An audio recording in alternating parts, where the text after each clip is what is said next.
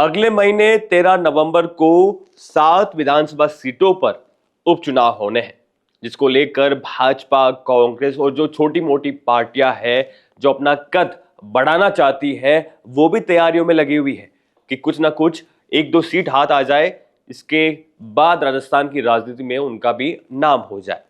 खैर, आरएलपी की बात करेंगे, नागौर सांसद हनुमान बेनीवाल की बात करेंगे, क्योंकि हनुमान बेनीवाल प्रेशर पॉलिटिक्स खेलते हुए नजर आ रहे हैं। कांग्रेस पार्टी को ऑफर कम चुनौती या फिर धमकी देते हुए नजर आ रहे हैं कि अगर मुझे 2 सीट नहीं दी तो मैं गेम बिगाड़ दूंगा।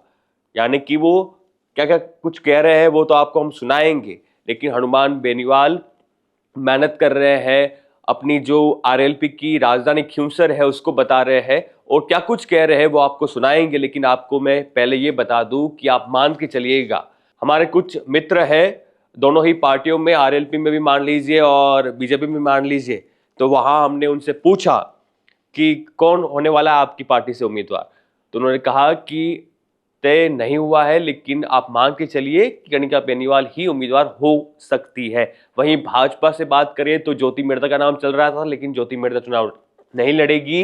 रेवंत राम डांगा का टिकट लगभग तय माना जा रहा है, तो रेवंत राम डांगा और कनिका बेनीवाल में लड़ाई हो सकती है। कांग्रेस पार्टी किसको टिकट देती है? क्या रघुवेंद्र मिर्धा को देती है, मनीष मिर्धा को देती है, या फिर गठबंधन कर लेती है खिंवसर में? क्योंकि हनुमान बेनीवाल तो बोल चुके हैं कि 2 सीटें कम से कम हमें चाहिए, नहीं तो हम 4 सीटों पर चुनाव लड़ेंगे। क्या कुछ कह रहे हैं हनुमान बेनीवाल, पहले आप वो सुनिए। नाइक समाज का कार्यक्रम था, देवासी राय का समाज का कार्यक्रम था, राजपूत समाज का भी कार्यक्रम था छात्रावास के अंदर, और सुबह से शाम हजारों लोगों से मैं मिलता हूँ। और लोकसभा चुनाव के बाद खिंवसर के करीब जगह मैंने दौरे भी किए। और राष्ट्रीय लोकतांत्रिक पार्टी अभी राजस्थान में, अगर कांग्रेस के साथ अलायंस नहीं होता हमारा, एक बार बात करेंगे हम, एक आध दिन के अंदर क्लियर हो जाएगा, तो हम कम से कम 3-4 सीट पर राजस्थान में लड़ेंगे। फिर झुंझुनू, देवरी, उनियारा और एक आध जगह और भी हम लड़ेंगे राजस्थान के अंदर, ये हमारी इच्छा है।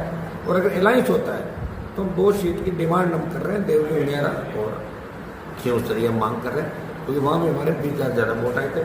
रही खिंवसर के चुनाव की बात, तो 8, 13, 14, 18, फिर 19, 23, 24 8 चुनाव लगातार खिंवसर में खिंवसर की जनता ने हनुमान बेनीवाल को, इनके परिवार, मेरे परिवार को जिताया।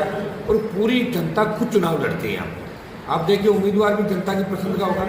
2 दिन बाद में लोगों को इकट्ठा करूंगा, वही तय करेंगे उम्मीदवार कौन होगा, और फिर वो खुद उसके लिए जी जान से जुड़ जाएंगे कि जीता के हनुमान जी को देना है। और अभी खिंवसर चूंकि राष्ट्रीय लोकतांत्रिक पार्टी की राजधानी है, विधानसभा में आरएलपी का एक भी एमएलए नहीं है, तो पूरे राजस्थान की जनता ये चाहती है कि खिंवसर से भी सीट जीते और सीटें भी आरएलपी के आए।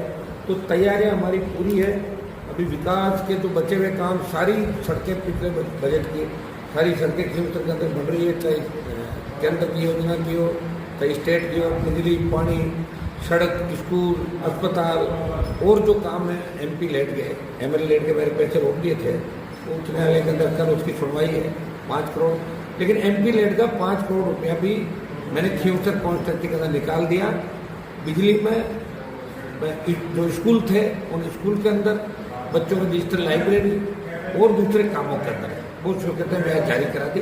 खिंवसर की जनता अलर्ट है, तैयार है, और इस बार जो आरएलपी को वोट है वो 1 लाख से पार जाएगा। 1 लाख से पार कर भारतीय जनता पार्टी को पूरी तरह शिकस्त खिंवसर की जनता इस बार देगी। सुना आपने किस प्रकार से हनुमान बेनीवाल कह रहे हैं कि खिंवसर की जनता चुनाव लड़ती है, वही उम्मीदवार तय करती है, और अब की बार 1 लाख के मार्जिन से चुनाव हम जीतेंगे और बुरी शिकस्त देंगे भाजपा पार्टी को। कांग्रेस का नाम नहीं लिया, हालांकि कांग्रेस पार्टी गठबंधन करना चाहेगी नहीं चाहेगी, क्योंकि हनुमान बेनीवाल ने चुनाव निकालते ही लोकसभा का कांग्रेस पार्टी पर हमला बोल दिया था कि गोविंद सिंह डोटासरा अब चाहेंगे नहीं चाहेंगे। एक ये भी चल रहा है कि हनुमान बेनीवाल लगातार तंज कसते हुए नजर आ रहे हैं गोविंद सिंह डोटासरा पर। गोविंद सिंह डोटासरा कह रहे हैं कि सम्मानीय नेता है हमारे लिए, इंडी गठबंधन का हिस्सा है। तो बहुत कुछ देखना बाकी है। आप बने रहिएगा, पहले चैनल को सब्सक्राइब कर लो, क्योंकि हम खिंवसर पहुंचने वाले हैं कुछ ही दिनों में, और वहां जाकर हम रियलिटी क्या है ग्राउंड पर वो आपको बताएंगे। बने रहिए हमारे साथ।